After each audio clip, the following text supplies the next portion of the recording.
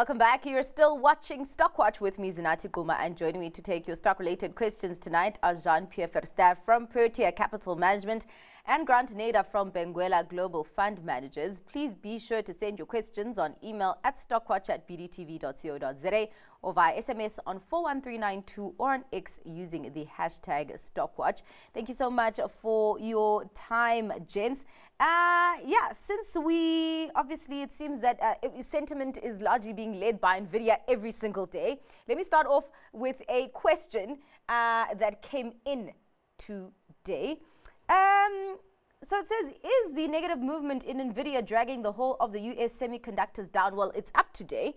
JP, just talk to us about these movements that we have seen on Nvidia and how important today's move has been, seeming that it doesn't really cancel out the losses that we saw in the last couple of sessions.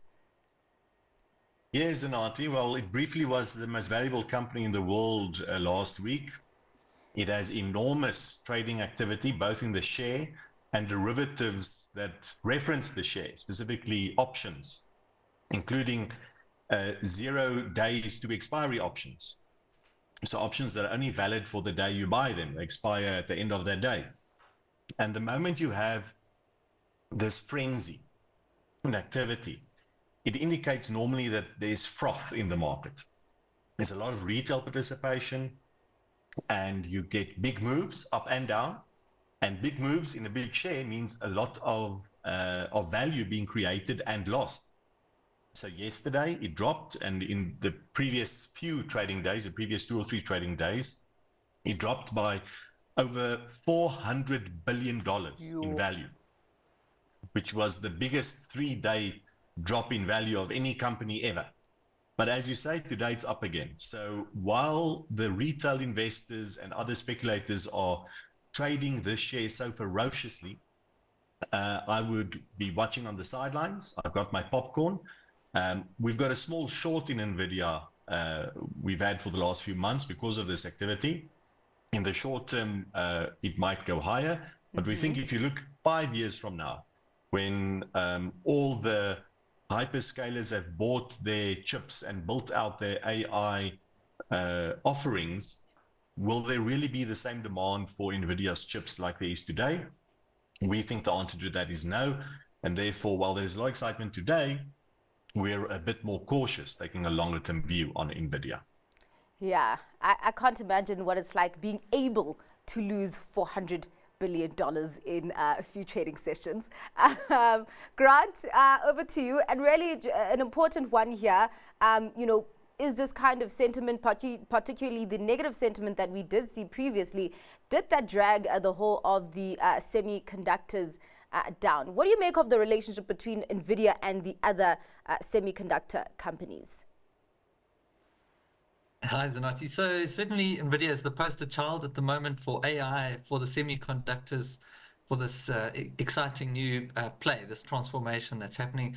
They are highly correlated, and certainly the ones that are closely allied to AI, like Broadcom, like AMD, and Micron, and some of these others. So TSMC is another one. So they are moving quite close together. The correlation between Nvidia and the S&P is actually incredibly low. It's about 0.14 at the moment. So it's really doing its own thing. But within the semis, certainly the AI is the main driving force, both up and down. But Nvidia's, I mean, if you zoom out, that pullback we saw in the last week is, you can't even see it on the chart.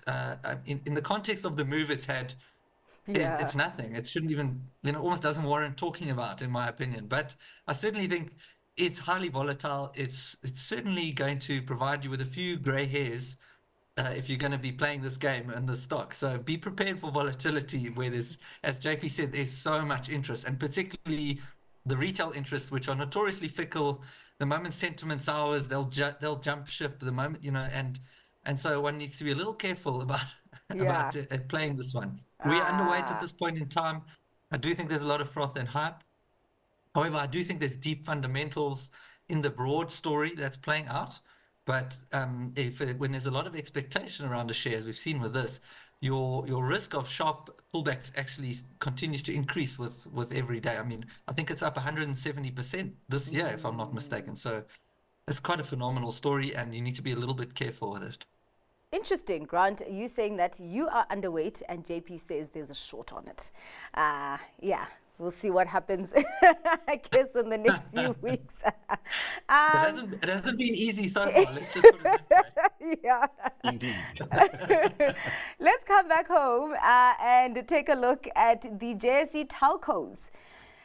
Looking at the year-to-date performance for the JSE telcos, they appear to be the hardest hit. What would you say would be the catalyst for a turnaround in the performance of the telcos? And actually, just as we're talking about a correlation, as much as I guess they all have their different issues and, you know, different opportunities, JP, would you say that the telcos have just been moving in the same direction in terms of kind of the negative sentiment that we have seen? Over the short term, yes. And as you say, different reasons. So maybe what has happened to Nigeria and the Naira has hit MTN. What happened in Egypt with the Egyptian pound has hit Vodacom. And then the disappointment regarding the sale of the towers business in Telkom, getting a lower value than a lot of people thought, and not really decreasing the debt on the balance sheet to a great extent, was a negative for Telkom. So different reasons, but I think in general, the big picture is that we've all had cell phones for a while now. And we all spend a certain amount of money on our cell phones every month. And that is not really increasing. People are moving away from using the GSM system to make their phone calls to doing it over a data line. Yeah. Like a WhatsApp call, for instance. So the whole time the telco players, whether it's in South Africa or even other countries across the African continent, need to play around with their packages. You know, you get a portion data and a portion minutes, and they try to play this game to get more revenue. But if you look at how the revenue line has been growing for these three groups, it's been very low growth. Yeah. And I think that speaks to the story of telecommunications and mobile telecommunications being so highly penetrated. And that means that the best days of these companies are probably behind them. Yeah. On that note, Grant, what would then be a catalyst for a turnaround in the performance of the telcos? Is it one solution? Is there a big solution for all? Of course, they have their different challenges, but could there be a high tide that does lift all of them up at any point? So I struggle to see something specific to the industry. I mean, this is an industry that is structurally challenged. As JP described, their service revenue is declining. They can't pass on price increases. And when they do make money, they have to reinvest it in massive amounts of CapEx. So it costs a fortune to, you know, the next network upgrades coming and they have to sink another 10 billion in for the 5G. The 4G is now in play, then they've got to go 5G, then they've got to go, you know, so it's a never-ending cycle of high CapEx and low return on investment. It makes it challenging. The one potential catalyst, and it's probably something we were thinking about the other day, is if there's an emerging market. So the emerging market, the exposures in Nigeria and the rest of Africa have hurt Vodacom and MTN. There's a lot of negative sentiment. There's hyperinflation in some of them. There's very high inflation in others. And if we see a strengthening in the emerging market sentiment around those currencies, that could be some kind of tailwind that they haven't had for a while. So I think that's an outlier possibility. And if the US starts cutting rates and the dollar starts to weaken, oil price stays strong, that could favor some of the African countries and those emerging market currencies. And that's possibly one of the only places I would see any material benefit coming from, because they have been hurt by those devaluations and those inflationary effects in the rest of Africa. All right. Well, let's go into the retail space is still on the JSE. Can you please ask the panel about the IBEX 9 billion rand placing of Pepkor shares today? That was yesterday. Yeah. Can we expect more dilution and weakness in the Pepkor share price as a result? Of course, we did see a 4% slump today. Yeah, let's start off there. JP? So what you saw overnight to today, that drop is mostly because of the difference between the placement price being 18 Rand and where the market price was before then being, call it 7% higher. So people play the arbitrage where you would buy the shares at 18, you would put in an order at the broker that's placing the shares, and you would potentially sell in the market in the few days before you get those shares at a higher price than 18, and you'd pocket the difference. So it's a pure arbitrage trade. That's why you saw pressure on the share price and you saw huge volumes today. Yeah. As people effectively sometimes applied for more shares that they really wanted, and now they need to sell the shares above 18 to rebalance it in their portfolios. IBEX still owns, I think it's roughly 30% of Pepkor. So there will be more placements. We don't know exactly when. At least it won't be the next 90 days. They'll probably spread it out. And every time we have a little upward blip in the Pepkor share price, they'll place a few billion rand of shares until ultimately they have nothing left. So it could have short-term impacts. It's a bit of an overhang on the share. Okay. But you need to look at the underlying performance of Pepkor, which has been solid. They've obviously been struggling a little bit in South Africa with the issues we have with the consumer economy. But if we are at a turnaround and the Brazilian business comes and really becomes big in their lives, then you should rather focus on the fundamentals of Pepkor versus wondering every day, oh, is IBEX going to be placing more shares tomorrow at a discount to the current share price? Yeah, indeed, and quite interesting because the viewer says Pepkor was the stock pick of several of your analysts recently. So, I mean, yeah, there's an overhang there, and of course, we will get these periods where we see a share price slump. Grant, the viewer also asked, can I wait to buy more if there is indeed a nice dip, I guess, while all of this is happening? Does that provide an opportunity? I think it absolutely provides an opportunity, and you've stolen my stock pick, which was to capitalize on this opportunity. So absolutely. As JP said, the fundamentals of the business are good. I think the macro in SA is improving. We all know the political situation is improving, and that's going to feed through into where the space Pepkor plays. It's going to feed very nicely through if inflation, comes under control. The lower sort of segments of the market are going to be feeling a bit better, spending less on food, perhaps a little more on clothing. And the optionality in Brazil, I think, is very powerful. One mustn't forget this management team was involved in the expansion of Pepco, which was now is now spread out through Poland, Eastern Europe, etc. And that was a fantastic business. So I think there's a good operating team there in a slightly better environment. I think they'll do well. And this is an opportunity. All right. Let's get into luxury, gents. Panel's view on luxury stocks and favorite pick in the sector, Grant? So I think not all luxury is equal. And there's been quite a striation between the upper, like the premium luxury, and the more broadly affluent luxury. And I think you need to be careful, decide where you want to play. I think the upper end has been far more sort of recession resistant and defensive, if you like. So that's my first answer is I'd play in that space. And the leader of the pack is LVMH with a much more diversified portfolio across a number of different high premium categories. I think they've demonstrated an excellent track record. They really are executing well.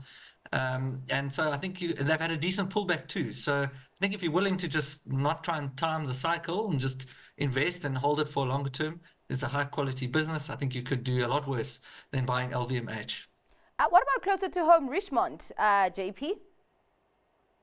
Yes, I think that's a very good additional choice. So, I mean, the big ones are LVMH, as Grant mentioned, Richmond, Kering, which was one that I liked the last year, but unfortunately, Gucci hasn't quite turned around to the extent I expected. And then Hermes, it's a silent H, Hermes.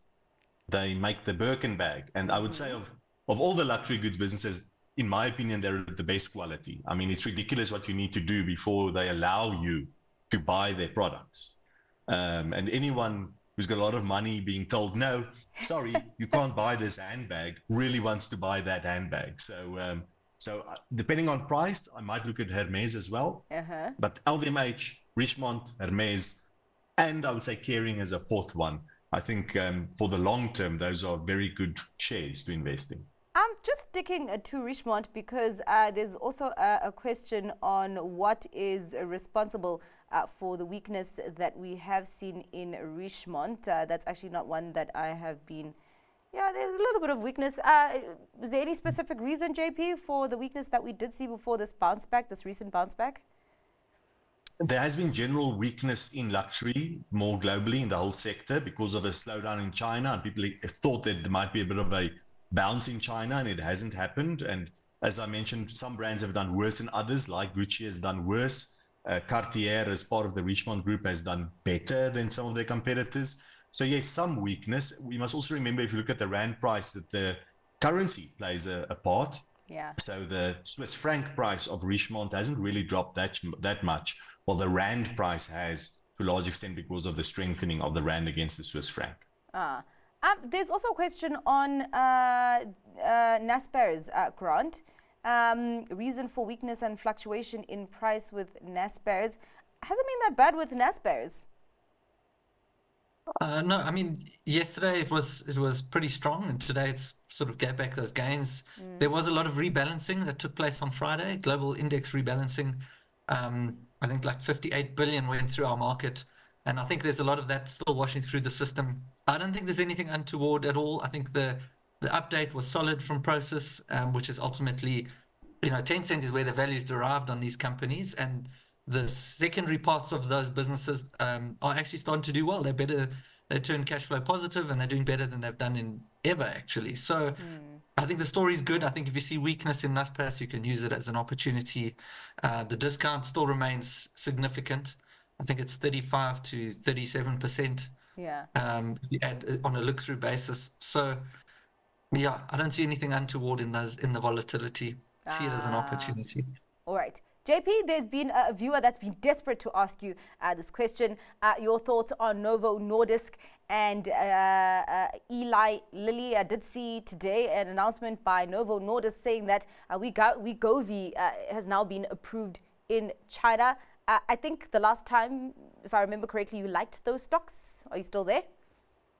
Yes, still like them. I mean, basically they found this compound, semaglutide. And not only is it wonderful to inhibit people's appetite, but it's sort of like a wonder drug. The latest is now sleep apnea. For people who have sleep apnea, apparently it really decreases the severity thereof. And a bunch of other heart disease and liver disease. And I mean, the list just keeps on extending. Now, some of them might actually be associated with the fact that if you are overweight, you also have a higher propensity for all these other ailments. But still, because it's effectively a wonder drug, the two leaders in this drug, Novo Nordisk and Eli Lilly, their share prices have gone berserk over the last 3 years. But as they find more applications and as the licenses are approved for use, not just for weight loss, but for other purposes as well in more countries, they're going to do very well. One of them just today said they're going to invest another 1.4 billion rand in another plant in the US to increase production, because everyone wants Ozempic and Wegovy, and they can't get enough of it. So still like it. Share price has risen a lot, so I like it less at this price than I liked it a year or two ago, but still like it. Grant, would you have an appetite for these companies? Yeah, I think we are. It's one of those where it's very hard to quantify how wide and how big this market gets, and I think you'll find a huge amount of demand elasticity as the prices come down globally. So I think the runway for growth is far bigger than most realize. I think they're really exciting, as JP said, and they're also very clever in the way they continue to formulate new uses, and they tweak the compound, and so they create sort of discrete patents for almost the same thing, and extend the sort of profitability on that basis as well. So I think it's a great story. It's hard to buy because it's expensive, but it's expensive in the short term. But I think there's quite a clear path to profitability and growth, and it makes, if you're willing to look forward and trust the growth, it's less expensive than it looks. But it does take a bit of a leap of confidence in that. All right. Well, let's go to the other side of the spectrum, to things that aren't expensive. Capital appreciation. Your view on it, and whether you hold it in your portfolios, JP. I think you like it, if I remember correctly. Yes, we've got a little bit. We've got a long position in capital appreciation. I think it goes ex-dividend tomorrow, if I'm not mistaken. So we'll bank some money. Thank you. And it's okay. The technology space, in payments, in software, they've got some terminals around. So every time you tap your card, have a look. It might be a capital appreciation terminal, or some of the banks, and there are some other competitors have their own terminals.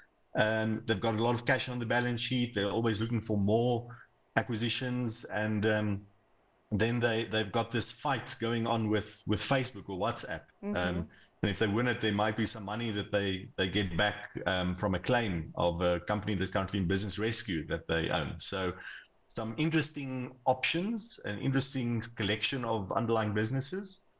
And because they've got net cash, there's some optionality as well. So it's not one of my top picks, but we do like it, and we do have a little bit of it in our funds, yes. Okay.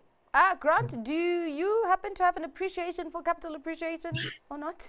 Yeah, I mean, I think JP summed it up nicely. It's cash flush. It's not a high risk speculative investment.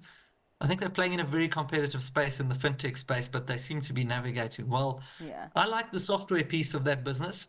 I think they've slightly underperformed what I thought they would be able to deliver on, but I think they're well positioned, and there's still opportunity for decent growth there over the next 3 to 5 years.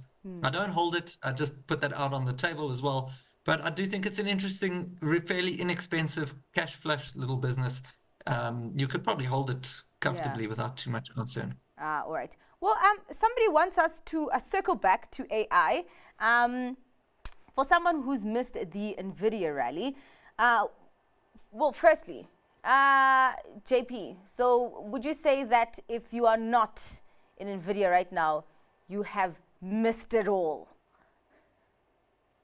So I do believe Nvidia you've missed the big move, and on that one, yes. But I do think there's still an opportunity in semiconductors. Okay.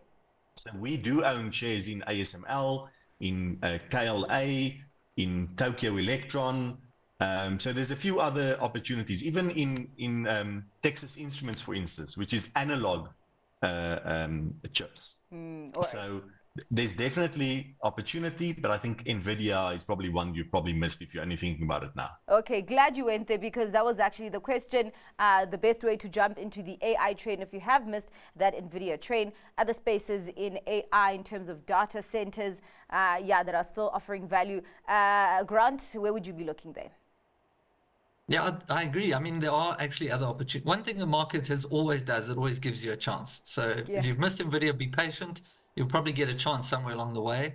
There are other opportunities. If you look at the supply chain, the packaging, the equipment, the guys who provide different components, there's edge AI, there's the chips for the the PCs and the phones.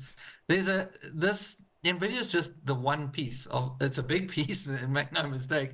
But there are a number of other ways in which this growth this is going to be expanding. We haven't even yet got to the software applications, which is going to be another layer of value if you get those calls right. So we're looking at a number of different opportunities there. We also hold ASML, we hold TSMC, we hold a few others as well.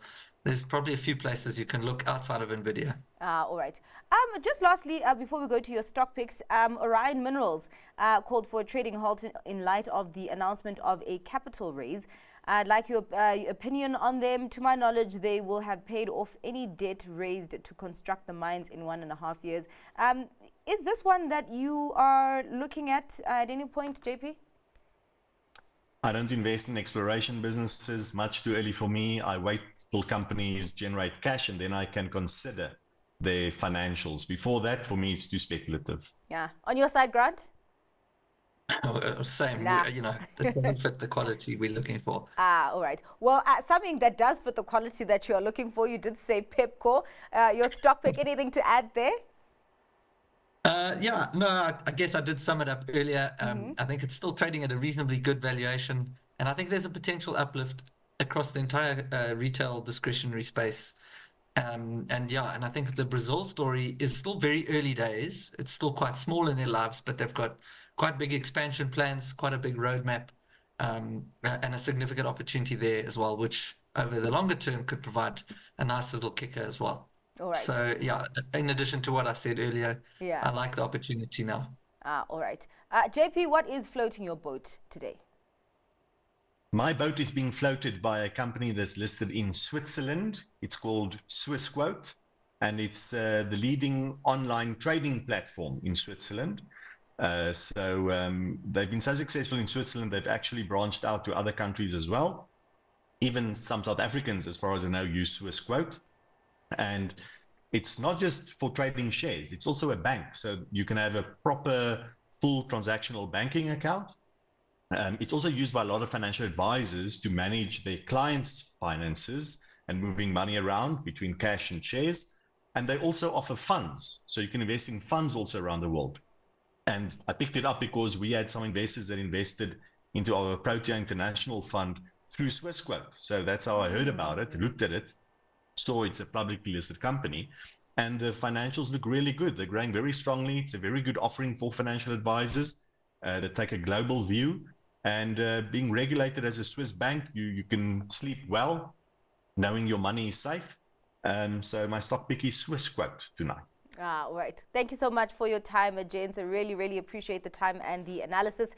That is all for tonight's Stock Watch. Thanks to our guest, Jean Pierre Verster from Protea Capital Management and Nader from Benguela Global Fund Managers. Up next, The Close. Stay tuned.